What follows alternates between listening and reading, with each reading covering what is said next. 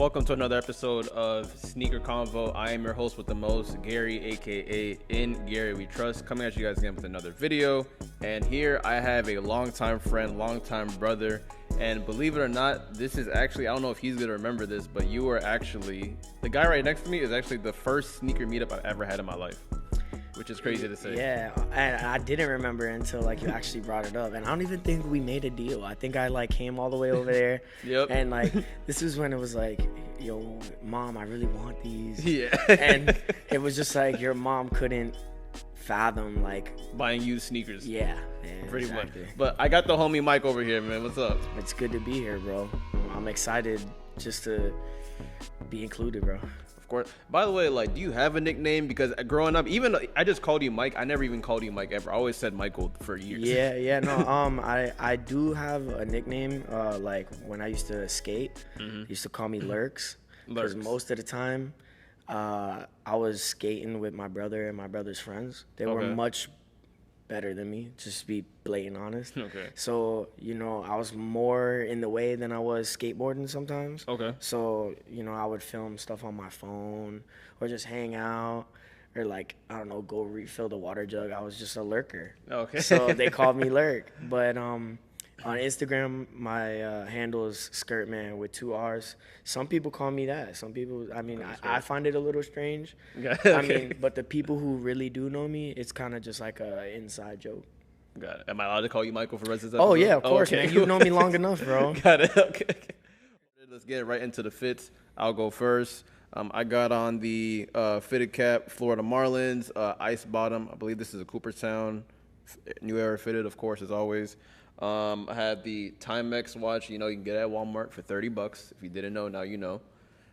This right here, I actually, literally, I based my fits depending on the person who was coming in, because I'm I literally took my time today. I'm yo, what would Gary wear in 2011, 2012?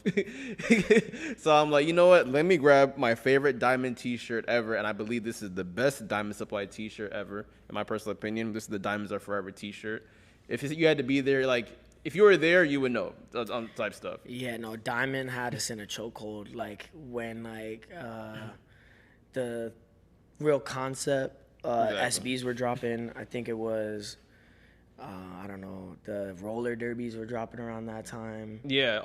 But this is even, we're talking about before then, as far as Diamond Supply, around 2010, 2011 era, where people were actually trading sneakers for Diamond Supply T-shirts. Oh yeah. Yeah. That's what this is This is the era that kind of reason why I love this shirt so much, because it takes me back in time. And obviously got to mix the old with the new. Got the Eric Emanuel shorts on, best shorts right now in the game. I have on regular Nike quarter socks. I usually was going to wear, when I'm wearing Nike Dunk Lows, I usually wear no-shows, but I felt weird wearing no-shows up here. I just felt like my ankles were going to be too exposed on camera in 4K. So, and I got to top it off with easily probably my favorite sneaker in my collection. And it was actually requested by the guests that I bust these out today. These are the Nike Dunk Low Diamond Supply Tiffany Dunks. Yeah, and honestly, I feel like they gotta give Nicky Diamonds a little bit more credit than they do. Of course, he gets his respect, but I feel like it's not it's not pretty much where it's like a Ronnie Fye, he gets his respect in the community. Yeah, no, it's not plastered everywhere, or even a Jeff Staple when he or Sean Witherspoon. Sean Witherspoon. I think Nicky Diamonds would be not that it's a competition or we ranking anybody over anyone, but he's been probably just as influential as Jeff Staple as far as SB culture and just streetwear for skaters and in general, really. Of course. Let's get into your fit, my guy. So I have a vintage Marlins snapback. I actually got this when I was 1. My dad bought it and took me to a baseball game, a Marlins game. Okay. Oh. And I found it, man. It was destroyed, and I bought a mannequin head, and I fixed it up. So it's kind of like a Lucky Charm hat for me. Oh, okay. I'm wearing a Ace Ventura vintage reprint. Mm-hmm. This was made by Flypaper. Oh, okay. Shouts out to him. I'm aware of the store. Yeah. And these were actually a gift with the same shirt. I bought the shirt. He gave me the jeans because they were just there. I wanted them. He's like, "Yo, put them on. They fit. You're good." The Six Souls, is that the Yeah, place? Six Souls there in Lauderdale by the Sea. Yeah. I mean, bro, they're good peoples over there. You know, I was working with them pretty consistently. They gave me a big opportunity, and you know, I got back up on my feet. A couple things happened. I got into a car accident. That's another story for another day. But yeah, no, he put me in a good position, taught me a lot of stuff, and then for the footwear, I got the Off-White 5s. Okay, yeah, I love that And shoe, by the way. This is a 41 millimeter Submariner. I seen it. You know, I just seen it. I wasn't gonna call it out. I was like, waiting if you was gonna call it out. But I saw I like it it because it looks like an Invicta. I'm gonna be honest. Okay. And like if like I a subtle really, flex. if I want to go out like for real, and like I want to like make sure I don't get like my watch like boosted off me. Okay. I'll wear like my Apple Watch or something. As far as like literally as like we're getting to the age where it's like obviously we grew up in sneakers and fashion and everything, but it's like when we like kind of like accumulated certain like sneakers that go for a lot more money today. Like I know a good amount of my friends who got rid of their most expensive sneakers and investing into watches. Yeah, that like I mean ever since we can remember, you know that people always told us sneakers were stocks. Yeah. Like they hold value, but the thing is that it's so fluid, it's so volatile that like there are people spending $30,000 on Jordan 1s and then they sell for $115 brand new. Definitely got to get into one of the topics. Even though it gets redundant sometimes, but I have to do it because it is a sneaker show. I have to talk about the up and coming sneakers coming out. Okay. So there's actually 2 sneakers came out today. It's the red metallic foam posits that came out again, but now they have like instead of like the old one, it has like a leather kind of like liner on the top, I believe. That's what they changed about it. But it's the red metallic foam posit that came out today. Is it a pro or a one? It's a pro. It's a no, pro. that's not a pro. It's a one. It's like It's a no one, swoosh. no swoosh? No Yeah. swoosh. Yeah. Personally, I think the pros are the better foam posit. Really? Yeah, the pros are. I'm opposite. I think the ones are actually better, for my opinion. Well, I mean, like good foam posits. Ones are better. Royals, Okay. pewters, Yeah, coppers. it Those goes down the line. Those are like the Eggplants. ones. Yeah, eggplants. Man, they're bringing the eggplants back, but they're bringing us some bull. Man. Yeah. That trust me, that is a whole topic, and when trust me, we'll get into when it comes to like make retro. Nike great again, please. So like obviously, I'm assuming you did not care for the foams that came out today. Nah, because like I like different, and a lot of people they like foam posits are an acquired taste. So I want what I already know. Like if you're gonna bring back something, bring it back. Like bring it back for real. I understand. Like when I saw the sneaker come out, is like I kind of somewhat anticipated. I did go on YouTube and see like a couple of people review it. Like I'm still a heavy YouTube guy, obviously. I still look at sneaker reviews and like how it's gonna look on camera because 9 times out of 10, when a shoe comes out, you don't even get a chance to see it in person. Yeah. Like, but with these foams, I really do like them. But it's like the only reason why I didn't buy them is because I know it's like I'm just generally not gonna wear this shoe. And with the rising price in retail. Yeah, that plays a factor too, and that's another reason why, like, even though surprisingly they sold out on sneakers today, because there obviously is a strong market for foam posits, believe it or not. But it's like seeing that sneakers, like I just didn't need it. That's pretty much my viewpoint. I'm really not sure. I just didn't need it. The way I look at it is like foam posits, they sell to who want them, not resellers. Yes, they actually cater to the market. That's actually because foam posits has always been a niche community. Yeah. Foam posits did have their wave where it's like obviously since the Galaxy foam posit, everybody just wanted anything that was like with that the shit that be like right here. Carbon fiber. Carbon fiber, yes. Like when foam people see that, they just want they see that carbon fiber, like, oh, I gotta have it. That's how they view it. But another sneaker that actually came out today, it was actually on my shock drop, like an early release. It was the UNC Air Jordan 1. Yeah, I saw that. One of my boys hit on that, and I was like, am I that out the loop already? Like, I didn't even know the ones for shock dropping. And even with like the UNC like Air Jordan 1, it's like, even it has like that shattered backboard like color blocking. It is a very nice sneaker. I just feel like even for like people who are not heavy into sneakers, had seen so many Jordan 1s, they're like, all right, this is officially getting redundant now. Oh, no, yeah. I'm convinced. I'm highly convinced. Y'all don't like Jordan 1s anymore. Yeah, of course. Y'all do not like them. Everyone is, bro, they're riding the Jordan 4 Jordan 4 to dunks, death.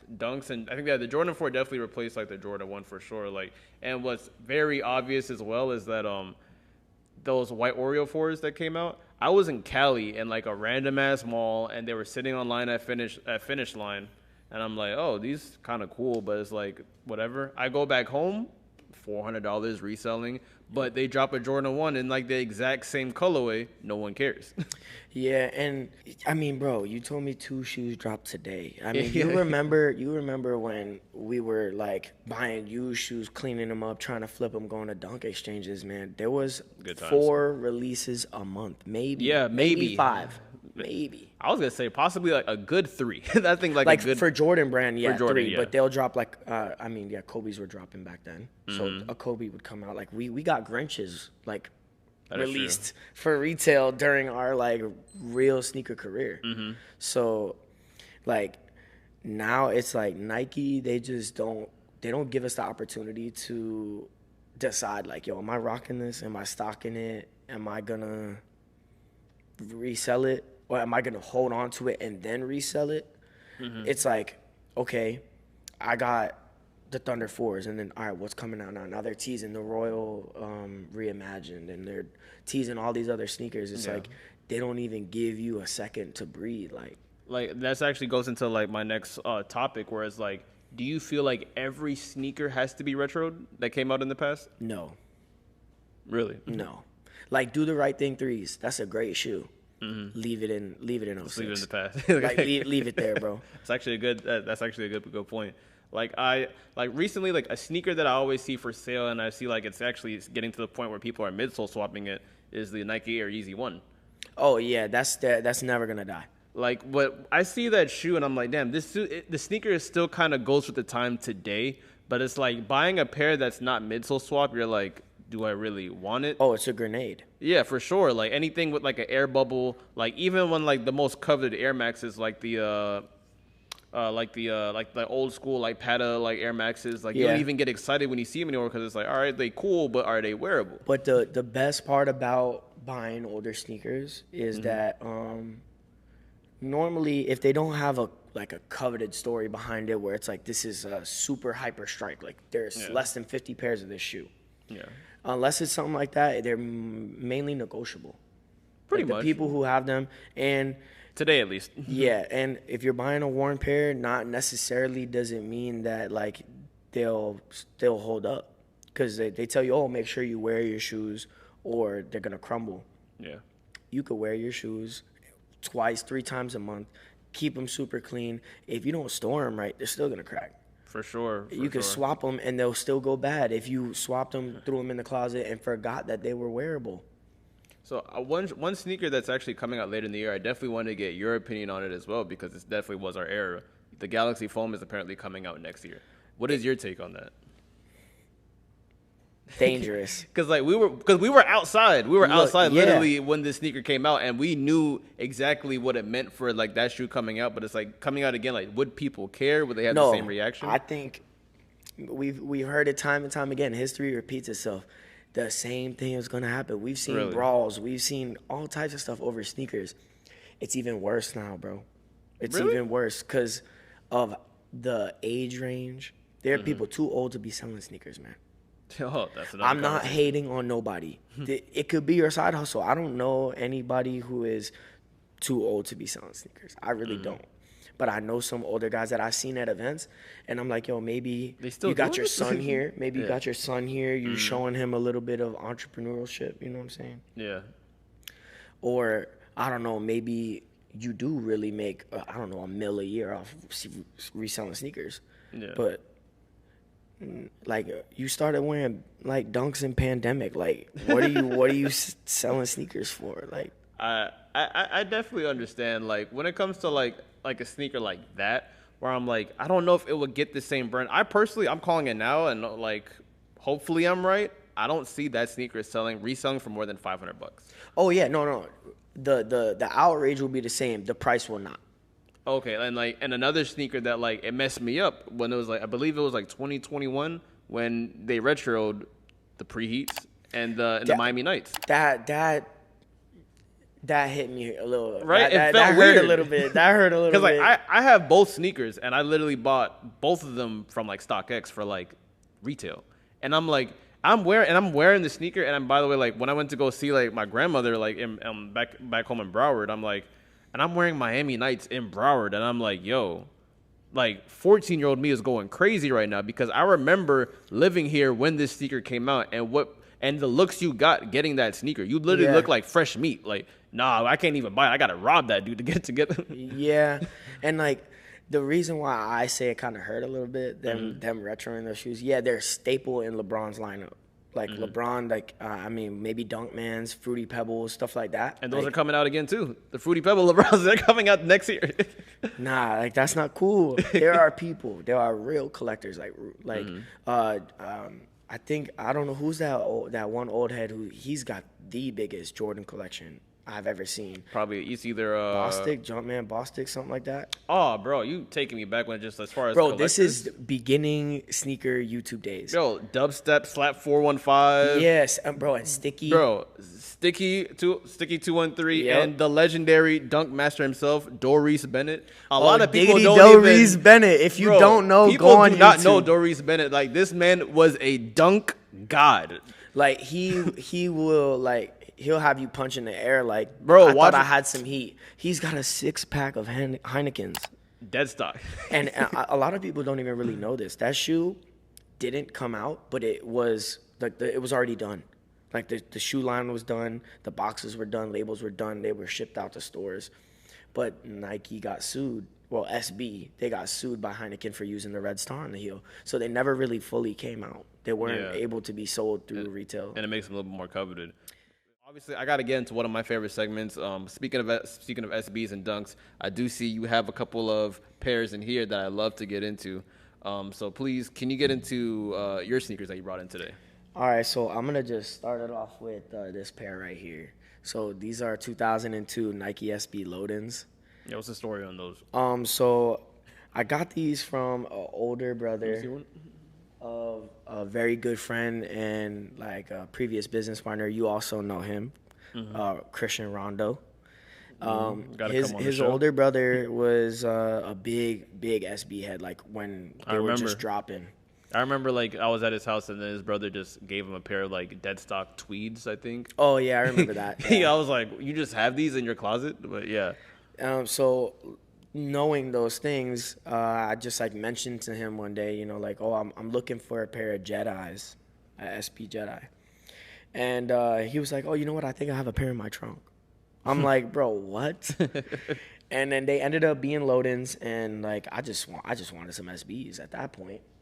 So I don't even remember what I paid or what I did. I know I did some for him or paid him some cash. All I know is it's probably under market. Yeah, it was because there wasn't really a market for this shoe. I mean, no thanks to Travis Scott. Yeah. But yeah, now I mean, there are people asking some ridiculous numbers. But again, that's asking. The market on like a real worn pair, like something similar to that, is probably like $800. But new, they're at like 4,000. I mean, would I ever pay something like that for that shoe? No, but I've had this shoe for around 8 years now. Yeah. So I wear it like a normal dunk. These are my pandas. You know? Well, so I see another box in here. I don't think that's the box that came in. Yeah, no, that's a rep box because you'll see why it's a rep box. Here, I'll just go grab the whole thing. This shoe, seen better days. Let's just say that, man. So we'll just get right into it. So these are black Melvins, Nike SB High. I believe these are 07. Let me double check. Oh, these are 05. 05. So I actually had a pair of the white ones way back, and somebody like took them. I don't know. I left them somewhere. I don't know. I never got them back. I had them one day, and then I never had them again. That happens. And then I just started skateboarding in the black ones because I was so mad about losing the white ones.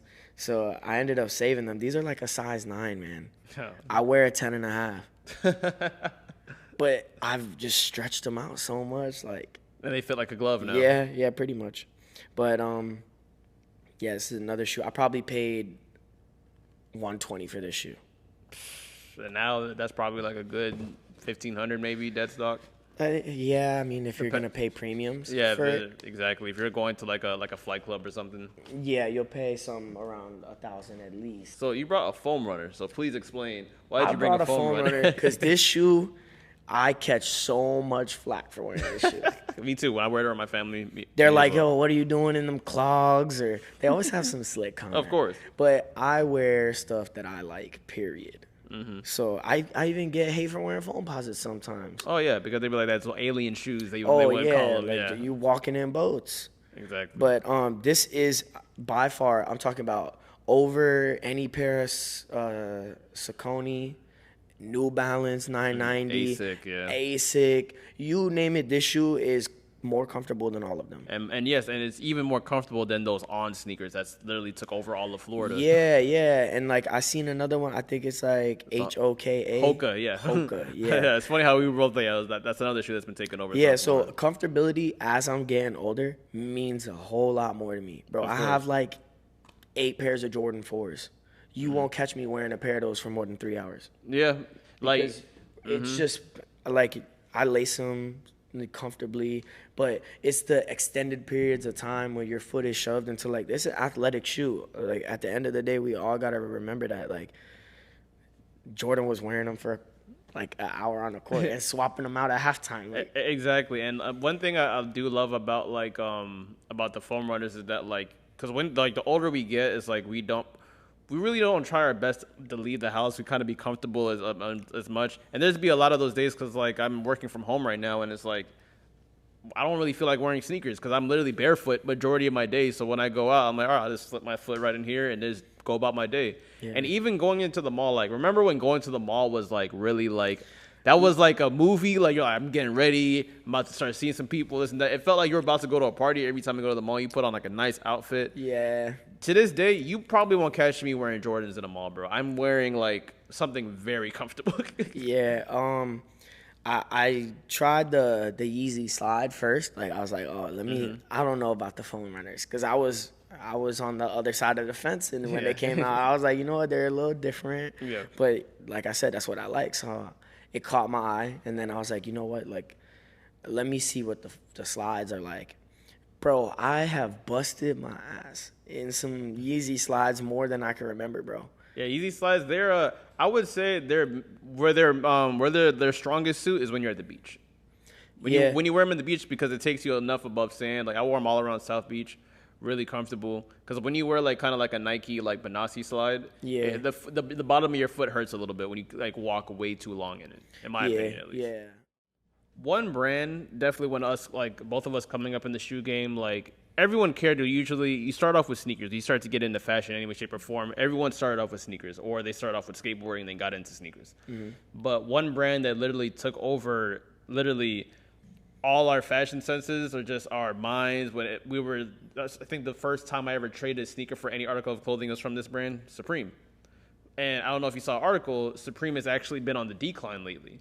So I want to ask you because obviously you sold a lot of Supreme, you wore a lot of Supreme. You probably have you ever stood in a Supreme line by any chance? Yeah, I actually did. I remember before they opened the store they have now in where is it, like in Times Square? Something Yeah, like they moved it. I went to the Lafayette location. That's where I went, the Lafayette and Houston okay. store. When that store was open. Yeah. Yeah, and I remember being there. It was like Thursday morning, like not even 10 a.m. yet. And there's like a bagel shop across the street. So I sat in the bagel shop and I watched the line like form. And I'm sitting there waiting for my bagel. I'm like tapping my feet. I'm like, hurry up, bro. Like I just need this bagel so I can go. Bro, it was so funny. So why do you think like Supreme has like been on the decline today at least? I mean, it's not new. They got bought out. Yeah. Someone bought them. They sold out, quote unquote. Man, if they never told us, no one would know. No one knows. So it's like, what are you gonna do? You're gonna hate a multi-million-dollar company that you've been rocking for the past decade? Yeah. No, it's just because someone else bought it. That's lucrative business. Exactly. Like But that's why they're on the decline, because they're milking it. they're just milking They're everything. milking it, and like, it seems lazy.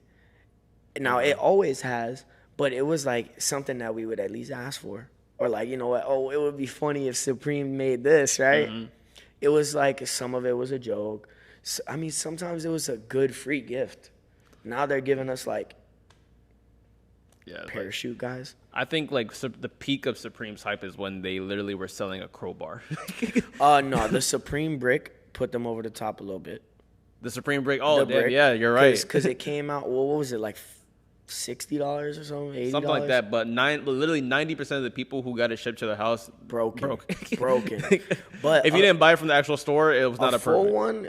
Bro, a Supreme brick is $250, $300 right now. Really? I believe 200 it. at least, minimum at least 200. I think like Supreme is at the point now where it's like their accessories. They're not even a skateboard brand. They're a lifestyle company at this point. Yeah, they became from just being a skateboarding, like just a sports, like extreme sports like team, or at least a Exactly. sponsor, to being like a household name. Especially what I would say like lastly on Supreme is that like I personally don't think like I understand why Supreme is on a decline. Like it still blows my mind when I see like box logos still sitting on the website. But like Supreme, as far as like outside of like the t-shirts, 'cause I know that's what everyone like thinks of first, a Supreme t-shirt. Well, you see their button ups, their pants, their jackets, their glasses, their hats. It's like, yo, this is a fly brand. Like, this is literally like out of any brand you can think of, you can get a hat, shirt, pants, underwear, socks, shoes in Supreme, and you will be satisfied. Yeah. How many brands can do that? And how many other brands are really making all those things that flow well together? Like True. I've seen hundreds of fits by dudes who are wearing over $250,000 watches and driving expensive cars. Bro, they look like crap. They cannot dress themselves, and they're not even doing it. They have a stylist and they're dressing them like that. Yeah. It's baffling to me, bro. So, like, as like wrapping up like with the show, I would want to ask you one last question: is, what do you think like keeps you still interested in sneakers all these years? I mean, because you got in at what time? 09, 2010 maybe? Yeah. In the very, very beginning of me getting into sneakers, I wanted to camp out for 2010 Cool Grays. Okay. And I couldn't. I don't know what happened. I don't really remember. But for some reason, I just ended up not being able to camp out for them. Okay. And then the Concord 11 was like the first camp out I got. And then that's when I was like, okay, this is what I do it's now.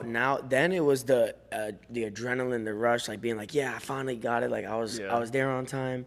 But now it's like I'm kind of chasing nostalgia, like the old feelings I used to have when I first saw a sneaker. Got it. And the freedom that I have, like I can really do whatever I want with the sneaker stuff. Yeah. Like me and you, we've started right around the same time. Yeah. You went in one lane and I went in the other, but in the same industry, the same community. Yeah, you went more reselling, I went more content-wise. Yeah, and like you still had that aspect though, which is why like I say like I do it because I have that freedom. If I want to stop being that reseller, like, you know, trying to market everything, it's very easy. It's very fluid. There's no obstacles in between. I could just choose to go another route. That's really all it is. So that's what keeps me in this community, because I mean, there's not as much hate as there is in other communities. The car scene, the music scene. That is true. Even though the sneaker scene can be cutthroat at times, depending on the type of like business you're in. Because like we've seen like relationships end over sneakers. We've seen a lot of good. I've seen people get married from sneakers.